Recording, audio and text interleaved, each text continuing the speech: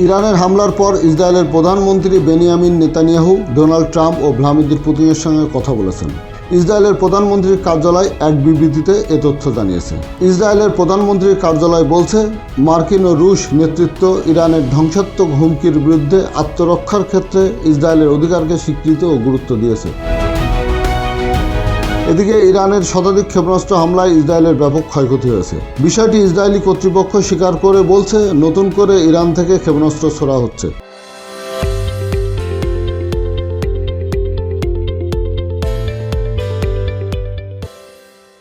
সেসব প্রতিহত ও হতাহতের উদ্ধারে কাজ করছে ইসরায়েল।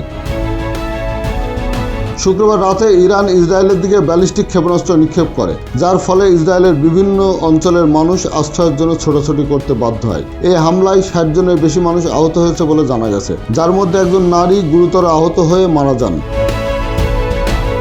এদিকে ইরানি মিডিয়া দাবি করছে, ইসরায়েলের দিকে শত শত ক্ষেপণাস্ত্র নিক্ষেপ করা হয়েছে, যদিও ইসরায়েল বলছে এর সংখ্যা 100টির কম। Lion.